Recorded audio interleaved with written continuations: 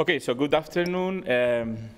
We are in the last part of this fourth session dedicated to innovation and creativity to foster entrepreneurships and economic development on the summer course of Strengthening European Identity through Culture and Education and How to Manage It. We are with Professor Jan van der ZWIETEN, who was with us the whole day to talk us about team leadership and management and working together. And especially in this occasion, we just had a game, to say so, a team game, to say so, working with some balls. We'll pass some of the photos we made during the game, and we will comment on them. But first of all, Professor Jan will show you, will explain you what he was looking for with this game. So, Professor. Okay. Well, this was the start. What was the assignment? I already gave the assignment here inside. What was the assignment? We need make 3 equal groups. Is that a very difficult assignment? Is that about equal to the assignments that the European Union has at this moment? Was it easy for you to do? Yeah? Okay, why? Why is it so difficult? Because we can't count anymore at this time. I couldn't count anymore at this You couldn't count anymore. But maybe it was just also lack of communication, lack of organization. Yes? So, very important with all activities where we start. When we start building a house, where do we start? With the fundamentals. Yeah? What was your reaction on every assignment? Action, action, action. Start doing it without thinking, without realizing what you had to do. Okay, then the next one was with the team captains. I asked 3 team captains to come to me. This was even before this. Team captains, what was the assignment? Did you really listen to the assignment at that moment? You were the team captain? No, I didn't pay attention as I should to your assignment, because you just told us that we are supposed to pass the ball between us and then to run behind our partners, our companions. So we could have done it better than we did, and in a more intelligent way, so it would have been faster and more effective. Please. But I think that it was our fault, because we take it for granted that you said that we have to throw it, and you didn't say that. So it was our fault because we wanted to do it in the moment. So were you open for the assignment? Did you have an open mind? No, you immediately think balls have to fly, yes? You didn't even listen, not even to the fact, what did we have to do? We have to go to one side and back. Yeah, one team was very disappointed. They reached the other side. We have to go back. Hey, they didn't know. Team captains, did I tell you that you had to go back? Yes or no? Yes. Did you also convey that message to your team?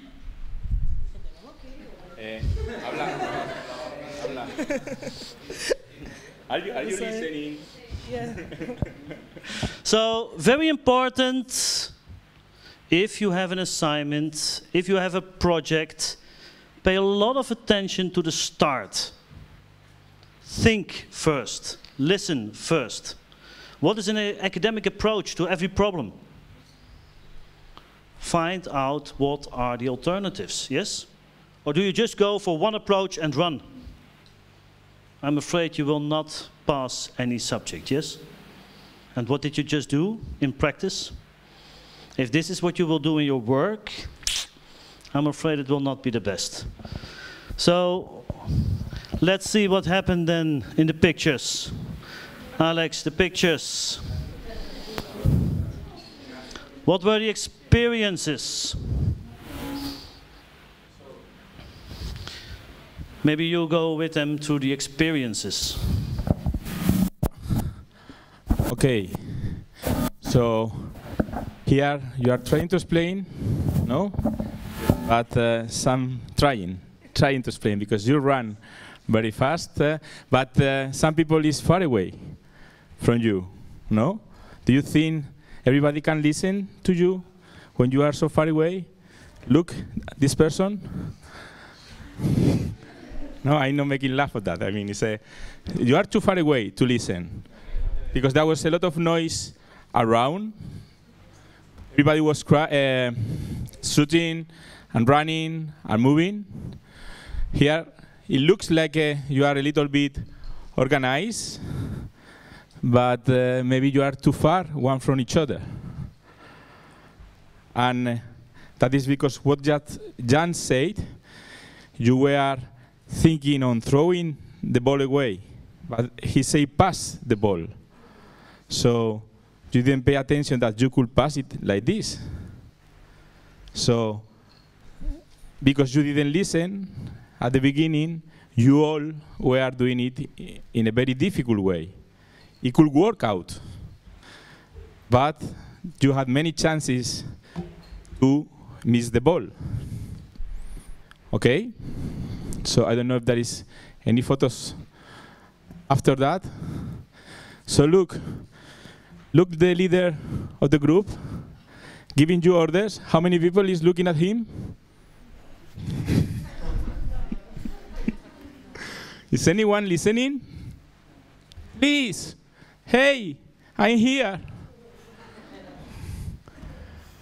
Okay? So that was what was happening over there. Okay? And even you were very close together to the other group. So when you had to change, you were ouching the others and, okay? So it wasn't an easy task over here. So let's see what is happening.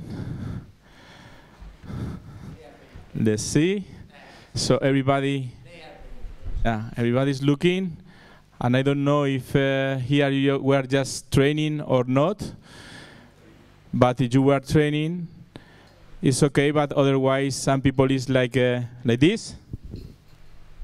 So if you were ready to play, you were not in a position to play.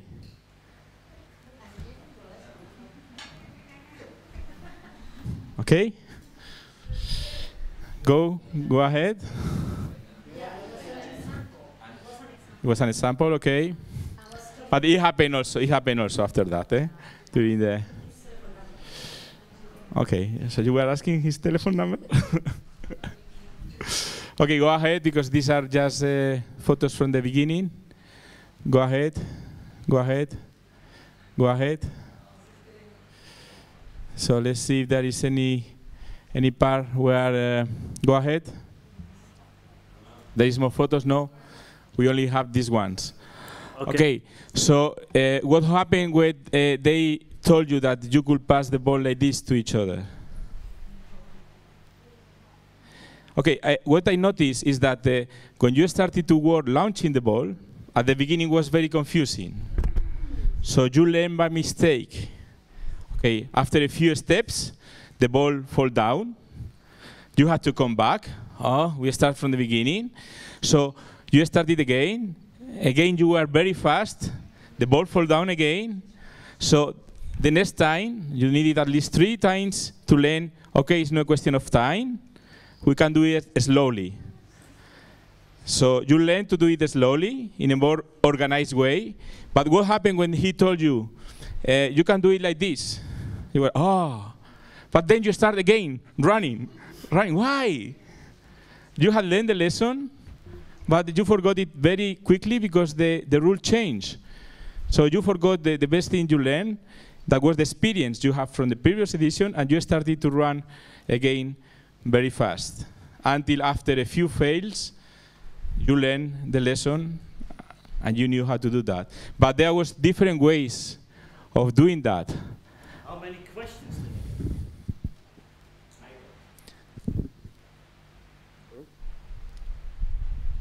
How many questions were asked to me?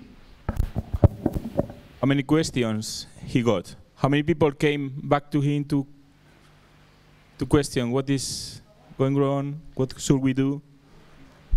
You did? Only when things went wrong, people came to question. Yeah? Or to complain about, hey, this was not the rule, although it was clearly explained, yes? So, why not first think what are the possibilities, then come back, what is the frame, and then you're marketing the choice to your people. How many team leaders asked someone in the group what is the best way to do it?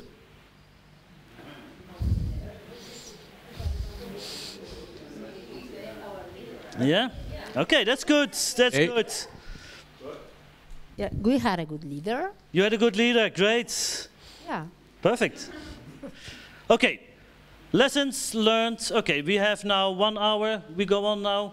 Yes? We have until 7, like 50 minutes. 50 minutes. Okay, we have 2 subjects that normally will take about 1 day, maybe 2. So with an intelligent group like yours, that's no problem.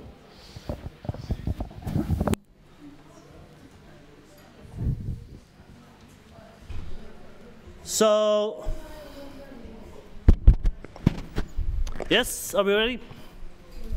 Can we go to the presentation?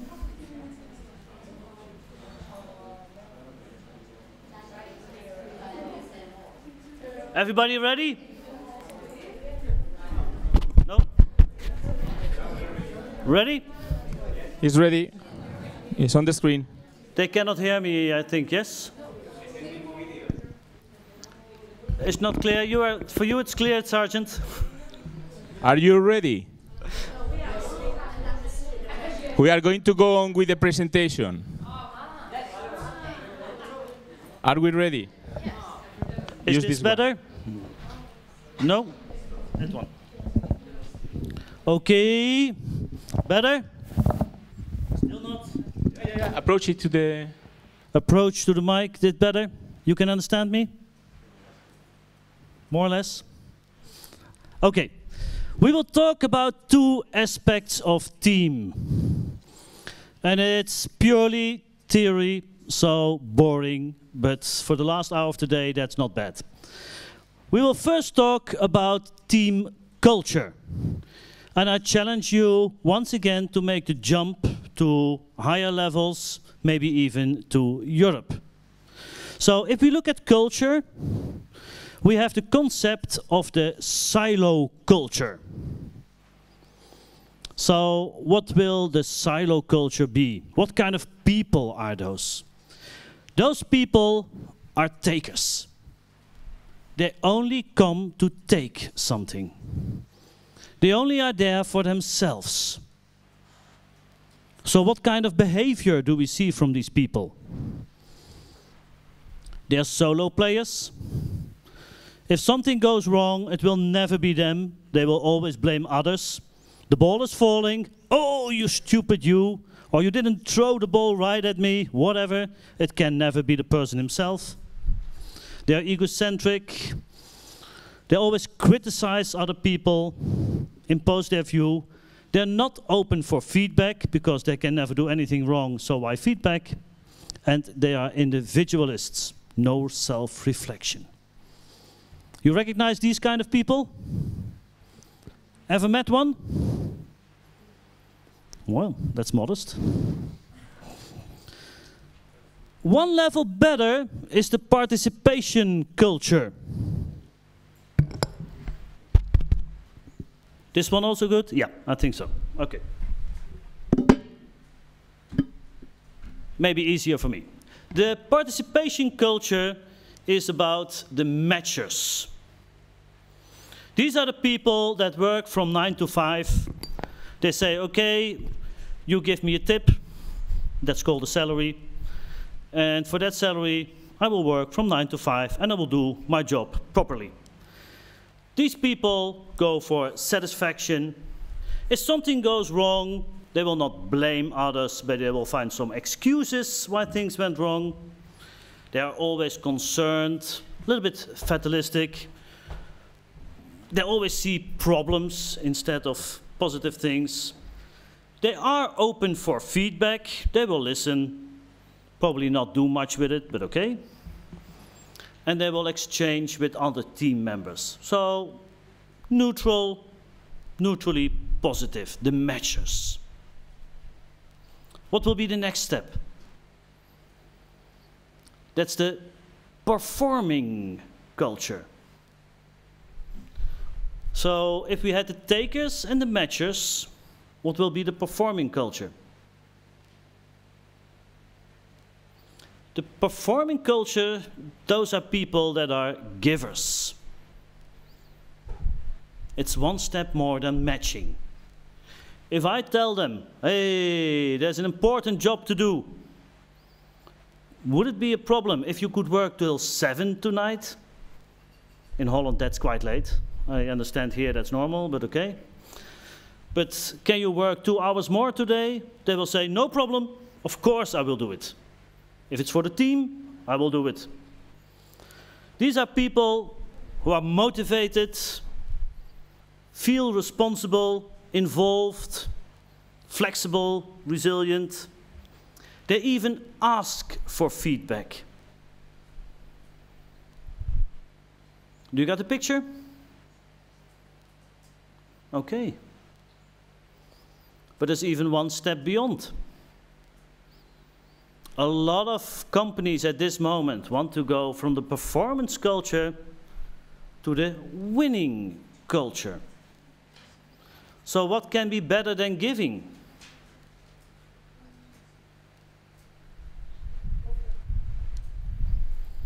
The boosters. So in the performing culture, I will tell them, there's a very important thing we have to do. Please work extra. And they will say yes. In the winning culture, they will come up with the ideas themselves. And they will say, hey, this evening I will work extra to do this, this, this. Or did you think about this idea? Great, we should do it. And I will help. Those are the people in the winning culture. So they are enthusiastic, accountable. They show ownership, very important. They are empowering. If there's something going wrong, they are not involved. No, they bounce higher. Normally, someone in a participation culture, when something goes wrong, oh, immediately, oh, help, what's going on? In the performing culture, they will try to help. And here, they will be even stronger when there's a drawback. They will give and act on feedback. So in this team, all the time, we give each other feedback and immediately try to take the actions in it. And there's real collaboration. So, in the silo culture, it's only about me. Did you ever see the football players after they scored a goal? What will a silo culture player do, a solo player? He will immediately point to his back. Why? His name, the number and the name is on the back. He scored. That's important. Even if the team loses, the fact that he scored is important. For the matchers, good is good enough. We did our job, fine. It was nice to do, we had a good time, that's it. And then the givers, they want to be good. They want to play a real good game. And then, of course, the top, the winning culture, they want to be great. They want to be the best. They want to be the champion of the year. So you still see one column left. Why? What can be even bigger than the winning culture?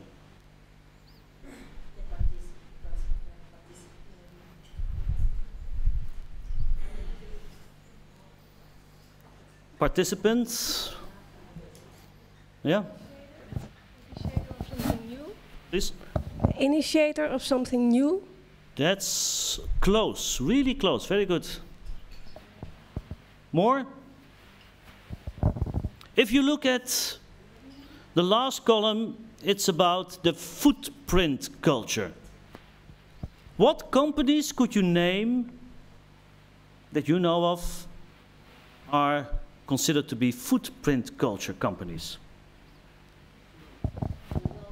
Apple. Google, Apple. Yeah, and why? Mainly because innovation and changing the way the things are done, especially, and not only but for example, the way of treating the employees. I mean, not only changing the way of productions, okay, but also like a full change. What literally is the footprint? Footprint means that you want to be remembered. It's not just this season. Can you mention who was the Spanish champion 5 years ago? Who won the Champions League 5 years ago? Even a football fan probably will not know.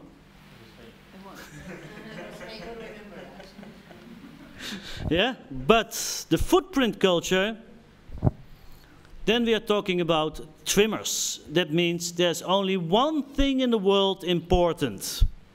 That's the company. All the rest is not important. We are coaching at this moment a guy, he had a very severe operation. And the doctors told him, you're not allowed to fly anymore. If you fly, it will kill you. He had the operation. 2 weeks later, where was he? Flying to China. Why? I don't care if it's my death. It's about the company. That's really footprint culture. Is it healthy? Is it normal? I don't know. But it is something special. So they want to be the best ever. They want to be remembered. One single purpose, a real quest, reinvent the job. So Apple, I think, is a good example. But maybe Coca-Cola is even a better example. Everybody knows Coca-Cola for so many years. It's a real footprint. Okay, if you look at this, for one moment, just think about yourself. What kind of a person are you? Because in companies, we see all kinds of people. And they're all different. What kind of person are you? Can I see hands? Who thinks that he's in the silo culture? He's a solo player. Be honest, please. No one? What do you think when I ask in a company, how many solo players do you know? What is the percentage in average? At least 10–15%. So this must be a very special group. Who is more a matcher in his work, in what you do, in your study? No one? Really? Miguel, no? Not a matcher? Well, if I had to be honest, except for the last row, I feel I can be, depending on the moment, in all the different columns. Very honest, very good. You also, great. Okay. So, can you also imagine that you can score a team on this? Is the team more focused on the team, on itself? When will this happen? When a lot of people in the team do not believe in the strategy of the organization, they are frustrated, but among themselves, it's a good atmosphere. Then they will be very functional as a team, but not in the total. And they say, okay, fuck the total, it's all about us. We have to do a good job among each other, and that's it. Can you imagine a performing team? Which of the teams we just saw on the parking lot was a performing team?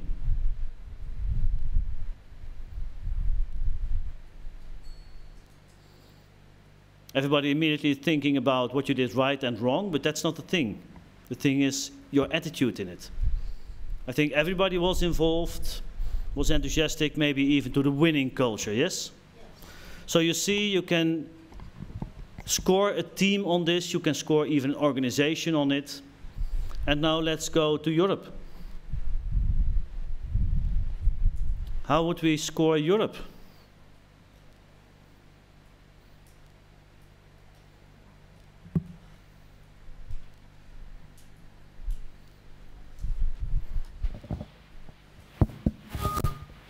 Could we say that Europe in general is in the last row? And last, you mean? The footprint culture. Wow. I mean, we want to leave a footprint for the future and for the rest. So we are the ones that can get that if we have the right leaders to drive us. Very famous professor speaking here, and he was saying you should not think two-dimensional but three-dimensional. So maybe this is a circle. I think Europe is going all the time from silo culture to footprint culture. Yes, we want to make a mark. We want to be the footprint culture. But at the same time, the nations all the time go back and fall back to the silo culture, yes? Or am I wrong? And I think that's the challenge. Can we get the people out of the silo culture? Can we bring enthusiasm back, at least to the winning culture, and hopefully to the footprint culture? That would be something. So if we talk about culture in business, this is how we look at people, teams, organizations. And maybe it's also something you can think about for the rest. So it's about me first, me too, the team first, the company first, and a complete sacrifice. And if you want to go from one to the other, oh, sorry.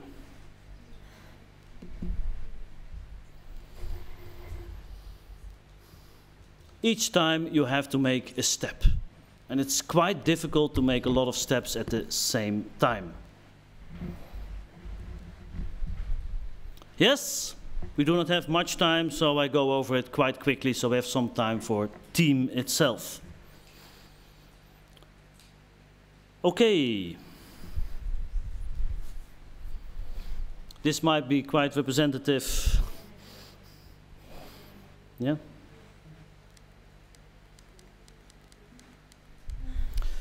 We discussed this and realized that we first will go to the lowest level, the level of personal leadership. And personal leadership in terms of teams. So what is a team? Do you know the football club Chelsea in England? I see some people nodding, very good. Do you know who's the owner of that club? Abramovich, very good. Who is Abramovich? Abramovich is a billionaire from Russia. And what he did, he bought all the best players in the world. He spent hundreds of millions and bought all the best players of the world. And of course, the team started winning. But all of a sudden, they started losing. Hey, what was the reflex of Abramovich? In the beginning, he bought another striker. More goals will bring more success, but it didn't work. So what did he do?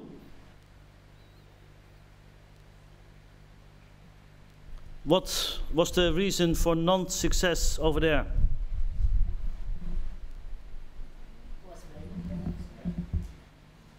It was blaming the players. What was the failure? What didn't we do? Teamwork. Teamwork, because in the beginning, the captains were not playing their role. Yeah? They didn't listen, so they couldn't really bring the message, the assignment in the right way to the people, and it was not discussed in the team properly. So what did he do? He hired the best coach in the world, a Dutchman of course. And within 2 weeks the team started winning. So what did he do with the team? If you look at team, there are two axes. Players can be strong or weak, and individuals can be, or groups can be strong or weak. Teams can be strong or weak. Okay, about the players, there was no discussion. They were the best in the world. So what was the problem? They didn't act as a team. So there are 3 golden rules bound to making strong individuals to a team. Next to that, there are 3 rules to make individuals stronger. And then there are 3 rules for sustainability. And this is what we call the 9 ingredients of the dream team. I would like to go through each of the aspects with you. So a dream team is a bunch of individuals. What did his coach do with Chelsea to make them a team? That's to say, to make solidarity in the team. To have team alignment. What can you do to make this happen? What do we need? What's the goal number 1, the rule number 1? In organization, we always knew it. Very simple. Order, like organization. Each of them had a specific task. That's already further. What do we always learn when we look at an MBA? What's the first thing to do? Sorry. Okay, we come to it later. So we have to go to a performing team, team commitment. And we try to make it a dream team with the team development. These are the 3 main phases. And if you look at the team alignment, it's about cohesion. What is common for all? To give the people a purpose, a direction, I need common objectives. In everything we do, that's rule number 1. We have to know what to do. We have to know that the ball has to go from one person to the other, and the whole team has to go to the street and back. Simple. That's the objective. If the team members don't know the objectives, the energy will spread all over. Yeah, so objectives are always the number 1. What will be the number 2 for a good team?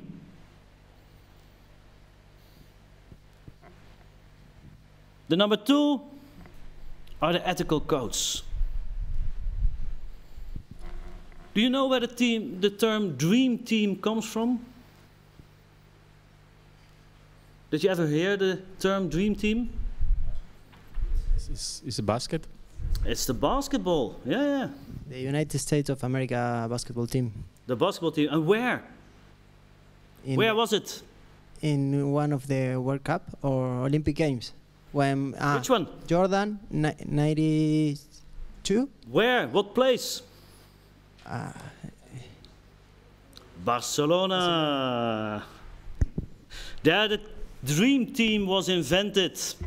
And you named the one person, Michael Jordan. He was the top star of that team. And there were a lot of big stars in that team. Yeah, the best generation ever. But why do we still remember this team as the dream team? There have been so many great teams in all sports, but this team will always be the dream team. And this is because what happened over there.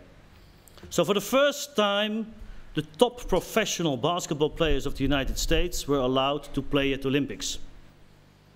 So what were their objectives? What do you think? Winning the Olympic Games. Well, that wasn't even an objective. That was certainty. They could have sent the medals right away. That was not a problem. But with the best game ever, with the highest scores ever, whatever. So the objective was not that difficult. But what happened over there? Maybe to show the others they were the best. Definitely, definitely. So the objectives was not a problem. But still, that would not have been enough to make it the dream team. They went over, and of course they had a coach. And the coach said, tomorrow morning, 10 o'clock, the bus will be there, we go for the last practice. Well, Michael Jordan, the top star, with Scottie Pippen, his buddy, they were in the room. 10 minutes to 10, they went down. And of course, what is a top star doing at the Olympics? I don't know whether you have ever been at the Olympics, but even among sports people, there's a big difference. Yeah? If I'm at the Olympic Village, I will try to get a picture of Michael Jordan, of course, or any other superstar. So all people come to him, talk to him, maybe he has made a phone call to whomever. So 10 minutes past 10, he's outside at the bus. But no bus. They left without him. 10 o'clock was the time. Okay, what did the coach do? He banned them from the first half of the first game. And of course, all the press thought, well, this will be war. War in American camp. Yeah? Big newspapers. And Michael Jordan came for the cameras and he only said one thing. And he kept on repeating it after each question. And it was, what do you think? Sorry. No, sorry. Much deeper than that.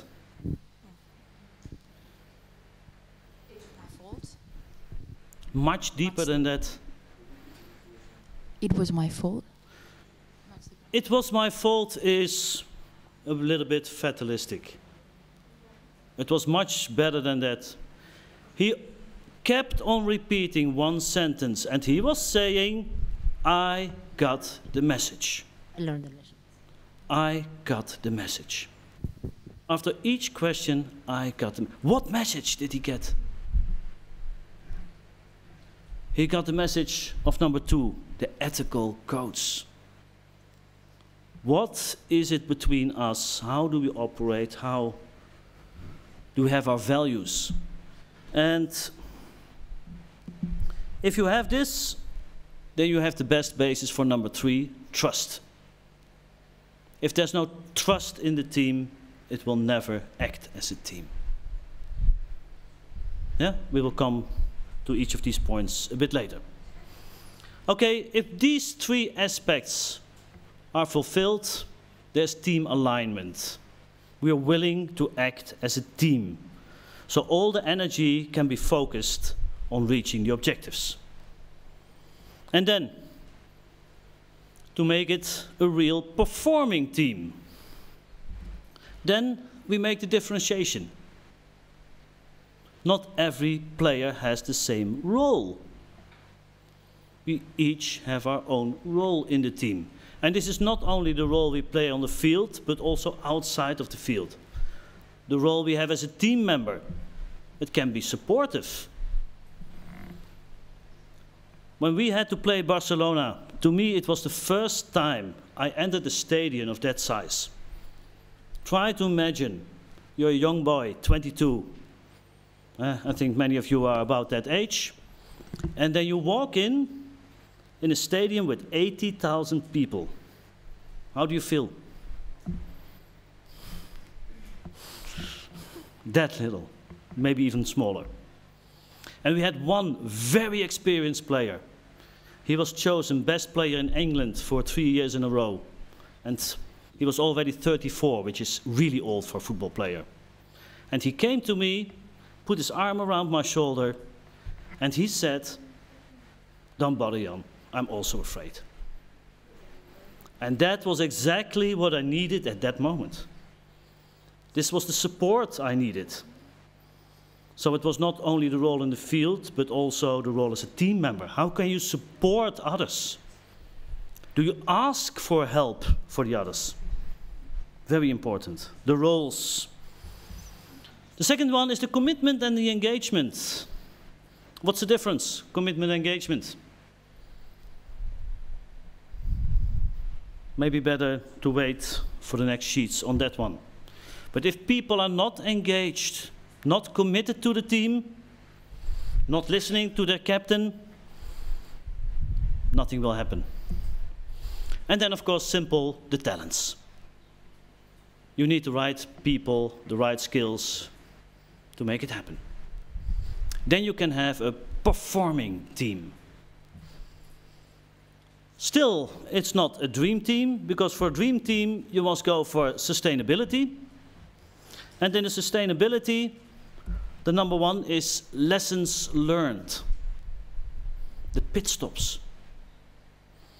Anyone has any knowledge about rugby? Spain is not known that well for its rugby. No? Okay, what is the best, maybe someone knows, the number one in the world in rugby? The All Blacks, New Zealand. Yeah, New Zealand is the Brazil of, or the Spain of football. So, New Zealand is the number one. And we had the World Championships 1 year ago, 2 years ago, in England. And who won? The All Blacks. So immediately after the finals, they came to the players of the All Blacks and they said, "Hey, how are you going to celebrate?" What was their answer? Celebrate? It's not time for celebration. The tournament isn't over yet. The people were shocked. The tournament is only over on Monday. It was Sunday at that moment. They didn't understand. But the reason was they were flying back to New Zealand, and then first they would have the evaluation. And only after the evaluation, the tournament is finished and it's time to party. Which one of the groups here did an evaluation afterwards? No one? You immediately started to celebrate? Or even forgot that? Okay. Not yet world champion then. Second one, integration of newcomers. How do we do this? How does this normally go in an organization? I've seen organizations that new people came in and nobody took care of them. Most people didn't even know that a new person would enter the company. Yeah, you nod, you recognize it. Yeah, and they are lost, they don't know what to do. What about Europe? How is Europe treating newcomers?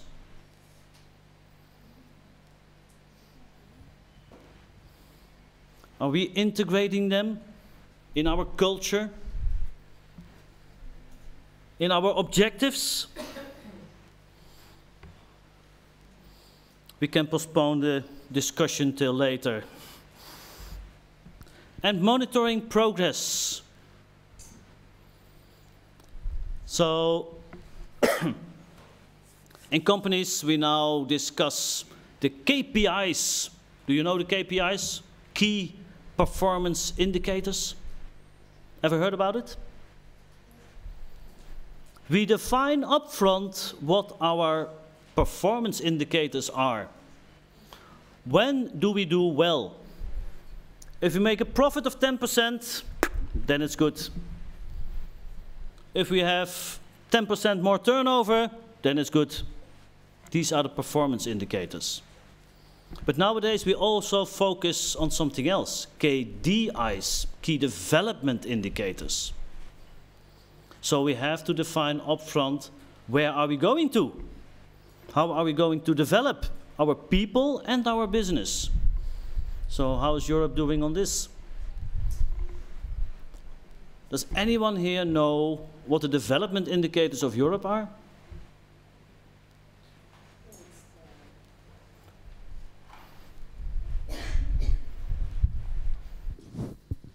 It's the 2015 goals at the beginning, and then no, the sustainability goals. And isn't that just performance indicators?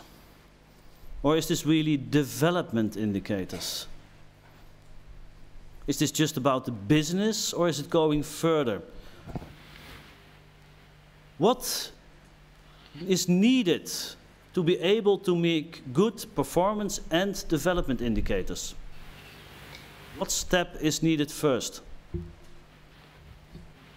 Oh, can we go back to the presentation?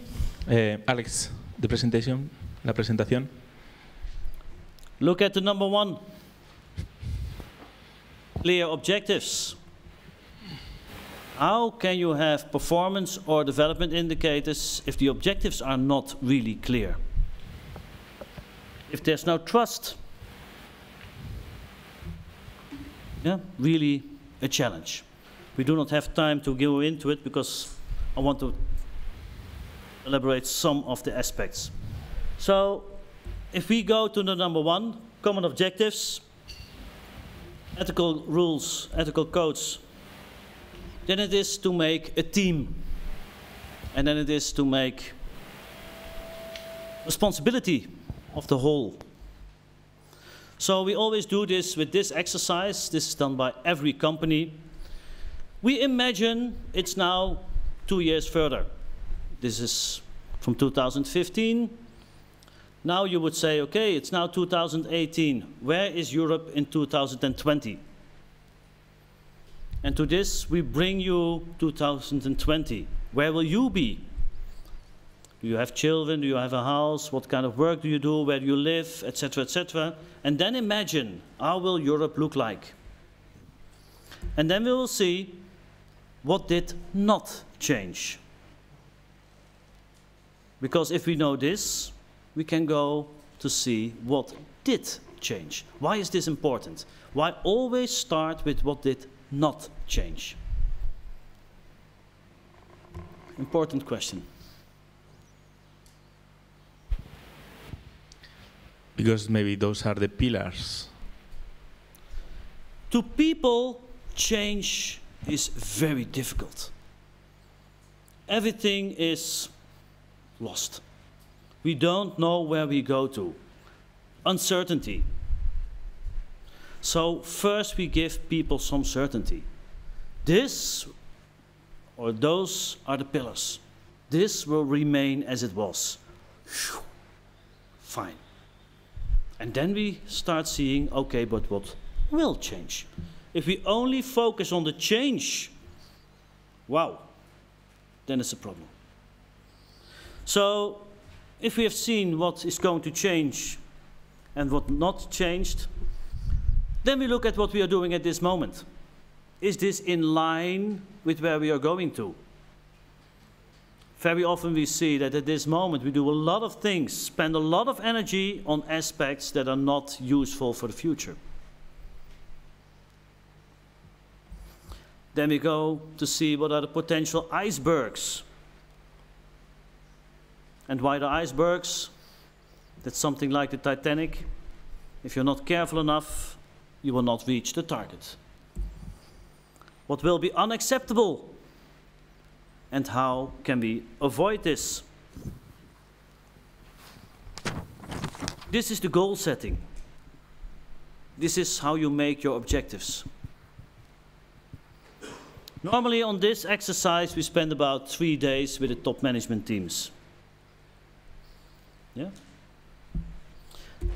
Then about motivation. People need to be inspired for the objective. And this is what we always forget. The top management or the top leaders of the nations spend some days in a great place. They defined the future and then they go back to work. And what do they forget? To help the people in it. Okay, Alex, there's a small video.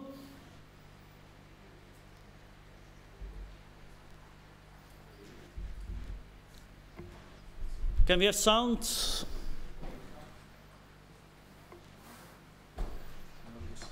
No, it's in the presentation. Can you go to the presentation? Vea la presentación.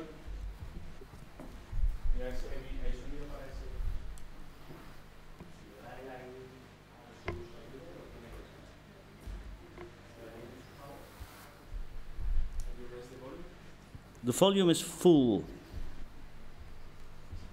full volume.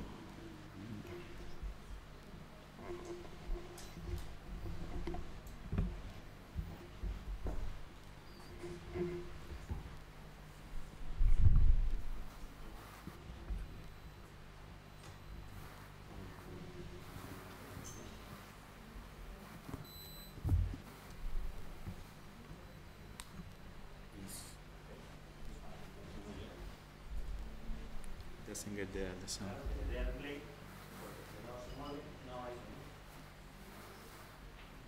Wait. Is this one? Mm-hmm. Go back. Start from the beginning. Well, it starts automatically. There's no sound. Está. Can you put it again? Está circulando. Oh, then well, let's just skip it. Otherwise, we skip it.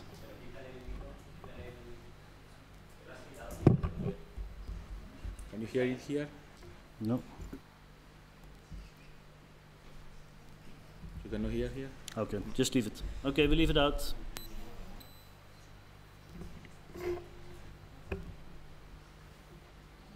I do it from my computer.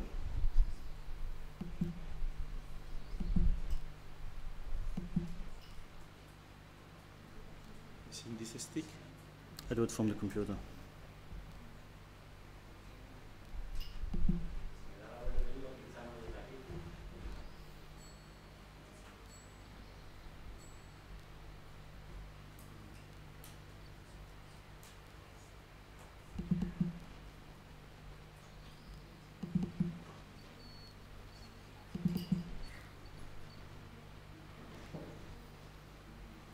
We have it here.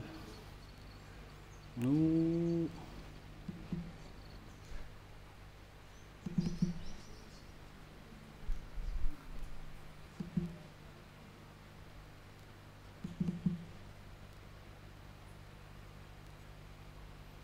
Where do I have it?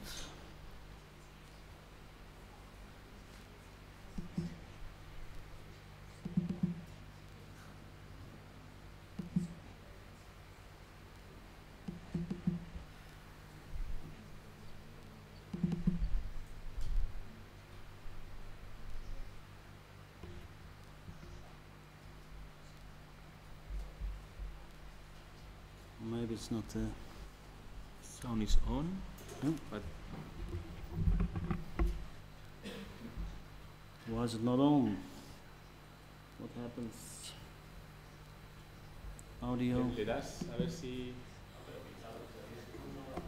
La acabo de quitar ahora. Okay, just leave it out. No. If I take this out. Try it. Yeah, se suena. Sí.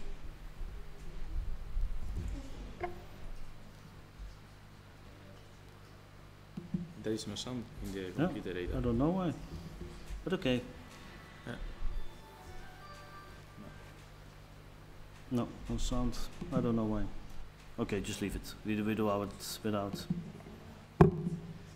Maybe you have the video in a sticker. Wow. So is how it is called? Maybe we can look on YouTube. No. Let's just leave it. Let's just leave it.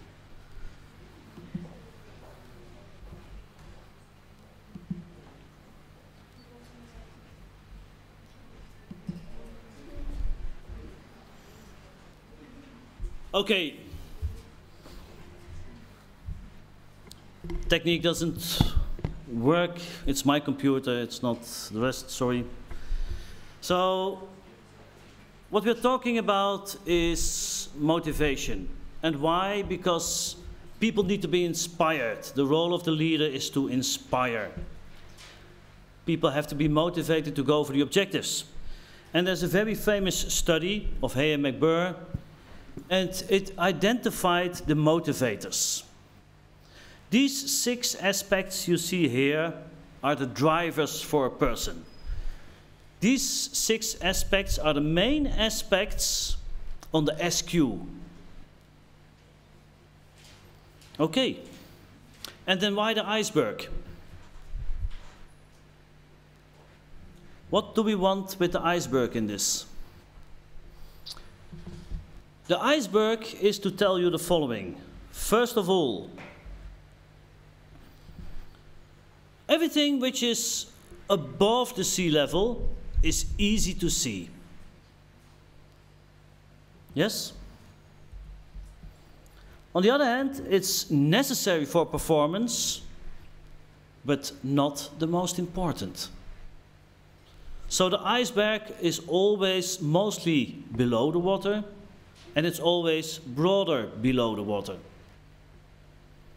So the higher it is, the less important and the easier to see. So these 6 aspects are in a certain order. 2 of them are above the water. 2 of them are easy to recognize, but unfortunately they are not that important as a driver. So which 2 of these will be this? What do you think? Knowledge, definitely. What else? Close to it, competences. Yeah, competences and knowledge are easy to see and of course important, but not that important. Therefore, it's very simple to train them. But does it really make a difference? Not that much. So it's much more important to see below the sea level. And even there's a certain order. What is just below the sea level? That means it is important, but not that much, which will be on number 3.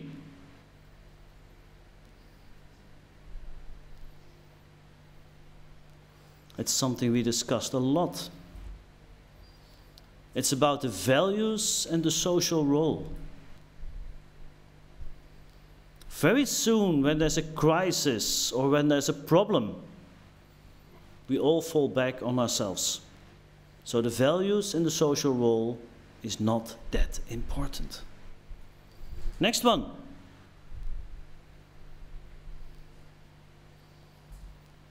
The self-image. How do we look at ourselves? Important, more and more important, but not the deepest. So we have 2 left. And this is what for the coaches was really shocking. We always thought character would be last. But no, character is on 5. And that means that the motivational factors are the lowest. So what do we mean by motivational factors? What could be another word for motivational factors? Identity. Deepest wishes. So there's a person who had to start working at 16 and therefore never finished his studies. What will be his motivational factor? He will always want to show that he also can finish a study. And someday he will come to us and say, hey, I want to reach my master's. Yeah? We had a person, a very lively person, very vivid, very energetic. He couldn't be controlled. His father was a professor in mathematics. His mother was a professor in Latin, and they were very religious. He had 2 sisters, about the same as the parents. So, what was the atmosphere in the house, in the family? Quite severe. Yeah? What about the boy? This very lively boy, with energy flying around. What did he always miss? Recognition. So all his life, he is striving for recognition, preferably from his father. He wrote a nice book about energy management. It's not me, by the way. And he came to his father, very proud, and showed it to him. And what did the father say? Who's writing about such a subject? Once again, every day we have to call him, hey, you're great, you're doing perfect. Otherwise, he's really down. So these kind of motivational factors are the most important. If we look at the Muslim women, same thing. Freedom, being able to show that they also can do it. Very important motivational factors. So if you want to coach people, if you want to lead people, if you want to help people, if you want to touch people on the SQ, then this is it. And I can tell you that there's only one real tool that can help you to find out what are your motivational factors. Maybe you already know, but many people find it difficult to define, and especially also in coaching to others. But if you look at Bateson and Dilts, this is a very good questionnaire that can help you to reach and help you to find the aspects of identity, of the motivational factors. So if you're looking for it, that's the tool to go to. The third one in the alignment was trust. And there we make a difference between the short-term and the long-term trust, the deep trust. And this is a big difference. So for short-term trust, we need integrity, competence, transparency, and reliability. But for the long-term trust, it goes a lot further. So very often people mix these up. They go for the integrity, competence, and then they're really surprised that there is no deep trust, no long-term trust. Because the moment the other one feels or has the idea that there is no integrity, all the past is forgotten and the trust is gone. So it's very shallow.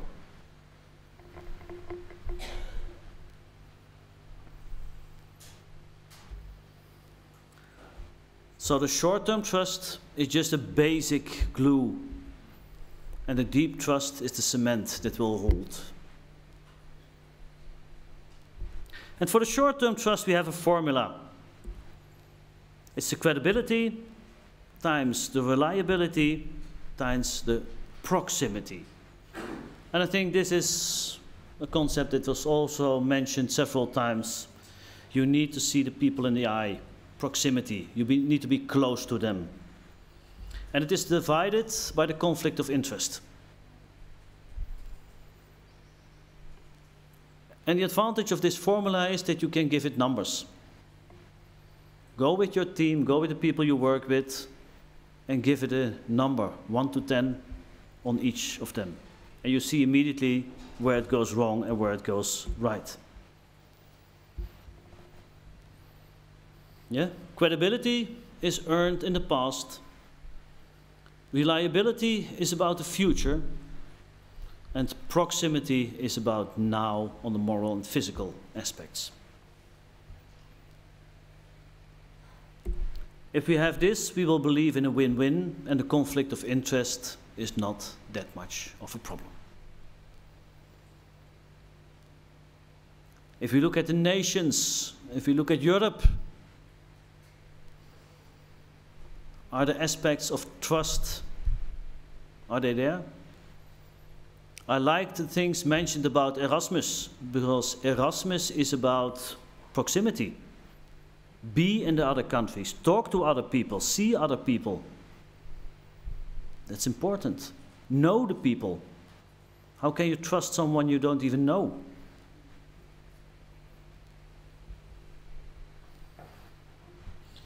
And also very important, in a team, when there is a conflict of interest, and there's almost always a conflict of interest, make it clear what sacrifices people have to bring. Okay, Spain, you have to pay a little bit extra because there are other nations who need more. Okay, that's your sacrifice. But also important, do we get a reward for it? Do we feel rewarded for this? Do we feel appreciated? Do we know why we do this? If I have to pay tax, I want to see that the roads are taken care of, because then I know my money is well spent. And then I'm willing to pay tax the next time.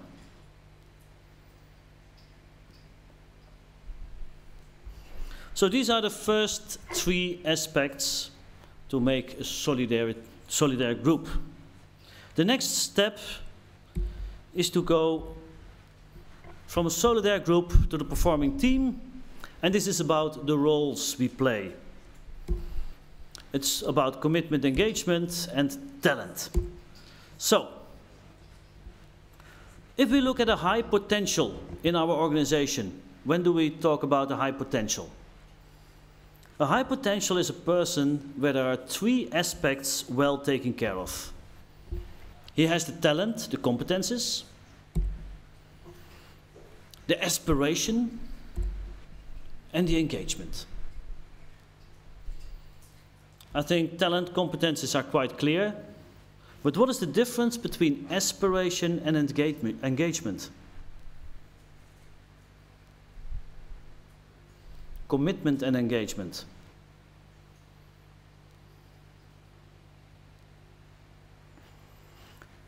The difference is, if we look at sports, we coached the Belgium hockey team, field hockey, and then you had players, if they were there and on the field, they were top, and they brought 100% commitment, 100% performance.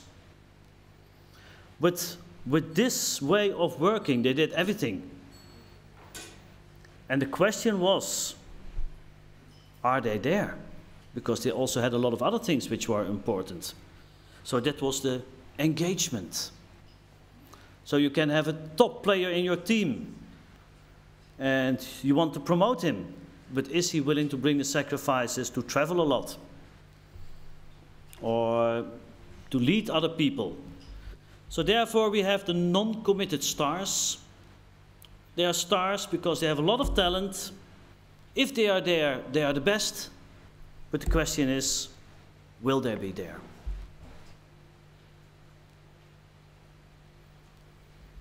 We have our committed dreamers, a lot of aspiration. They will always be there. The problem,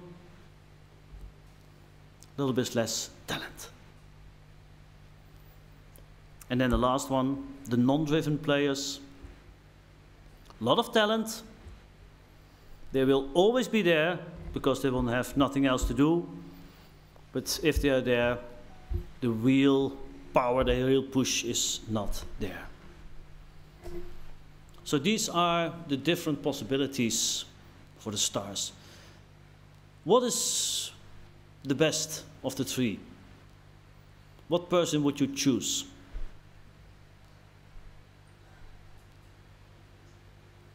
What have proven to give the best results?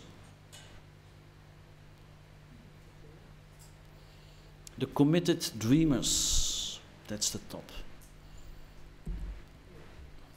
Okay, I will skip this.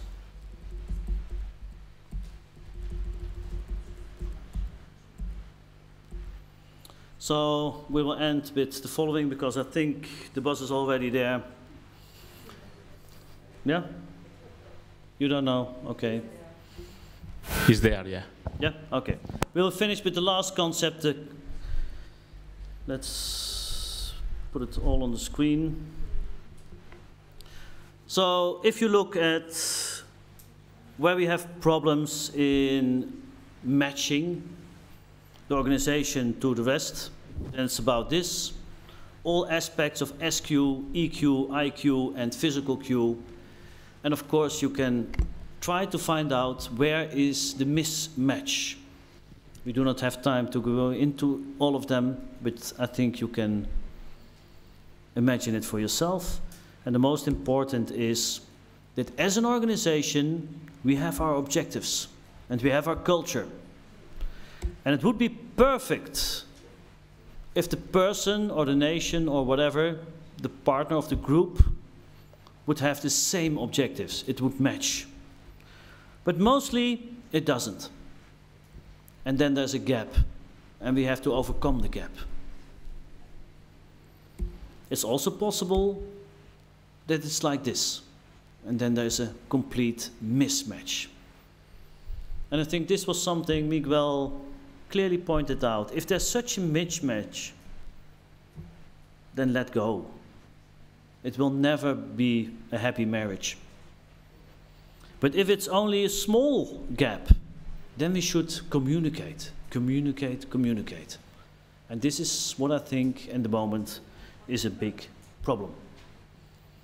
Yeah? Okay, there's much more I wanted to tell about team, but we're way out of time, so we'll leave it at this. Thank you very much.